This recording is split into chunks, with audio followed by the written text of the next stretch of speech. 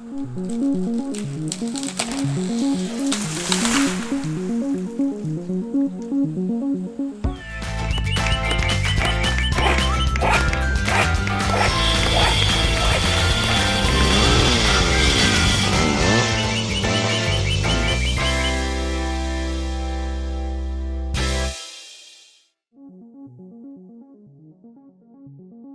morning and welcome back to another video. There was a small break in the weather for about an hour yesterday, and I took advantage of it to go try out some new tools at the farm. I'm happy I did, because this morning everything that you're seeing on screen is covered by about an inch of snow. Absolutely ridiculous. Aside from the chainsaw, I purchased another new tool this week, the Stihl FS-56C.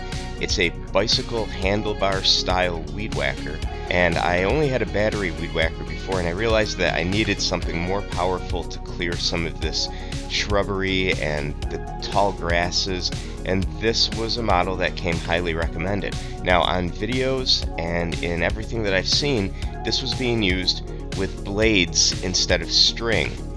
When I went to the store to pick this up, they said make sure you don't use blades on this because it's not meant for that.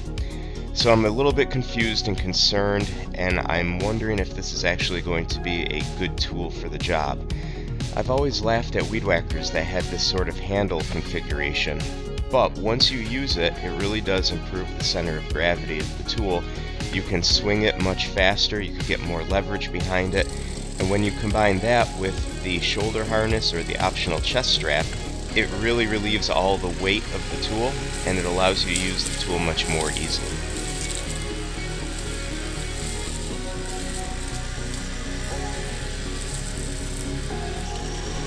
Because of some of the limitations of this tool and the lack of blade support, I'm still not sure if I'm going to keep it. First impressions though, it works really well. It's easy to maneuver, it has decent cutting abilities, and it seems to have good power.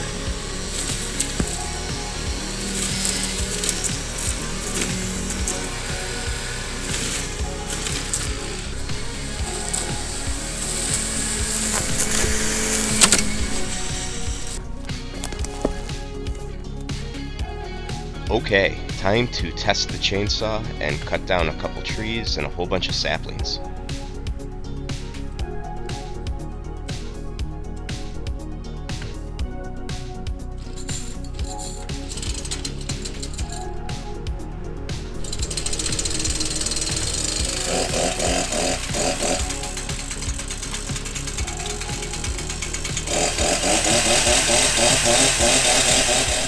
So for me, this was kind of a scary tree to have to cut down. The main tree is about 23 inches in diameter, and there was a fallen tree that was stuck into a Y-split in the trunk.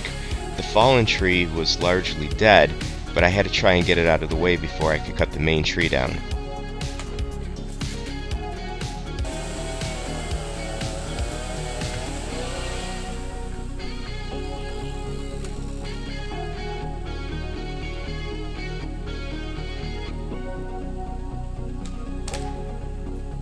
Oh, perfect. Exactly what I didn't want to happen here. This just got a whole lot more dangerous because now I have to cut the main tree down with a largely dead tree section cantilevered about 20 feet over my head. Okay, this wasn't as bad as I expected. After I cut the V-notch on the front of the tree and I started with the back cut, I heard the tree cracking and giving way, so I stopped the saw and backed away. I moved the stuck tree segment a few times, and that's all it took. The tree went over. It was about 80 feet tall, and this was a success.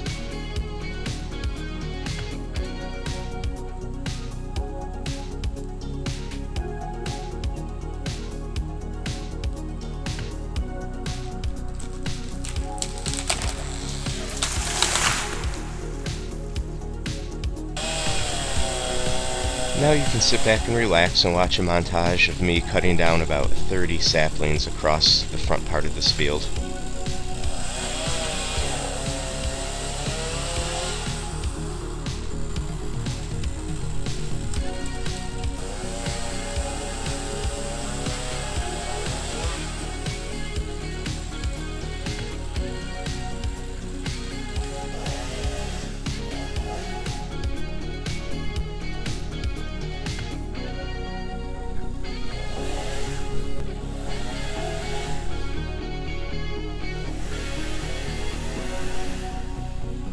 gotta say, this chainsaw works great. It's a fantastic tool. This is by far the best chainsaw that I've ever owned, so I'm very happy in this first 10 minutes of use with this Echo brand.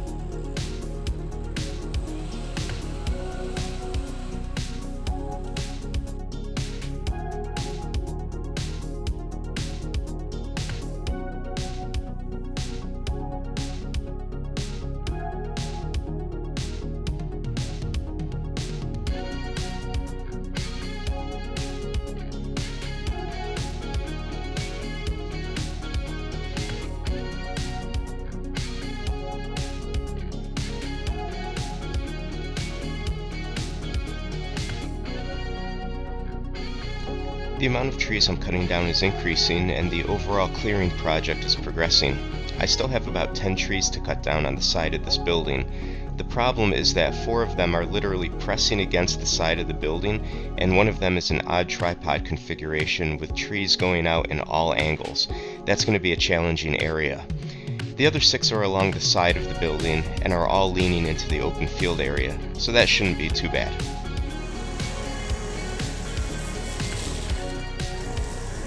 The jury's still out on this weed whacker though. It works good overall, but I still have some concerns, so the next few days will determine whether I bring it back or whether I keep it.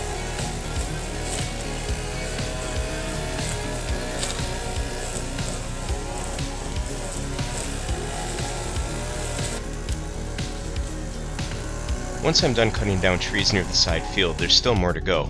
There's about 7 trees that have to come down in front of the building that I call the store, and there's about 6 more in front of the actual barn itself. All of these are right along the road with overhead wires running through the branches, and I'm definitely going to require some additional help when I get to these trees. So as the snow starts to melt, once again, I'm preparing to depart for Colorado for a 10-day work trip. When I return, hopefully some consistent nice weather is waiting so that I can continue on with some of these projects. That's all for this video though. Thanks for watching, and see you on the next one.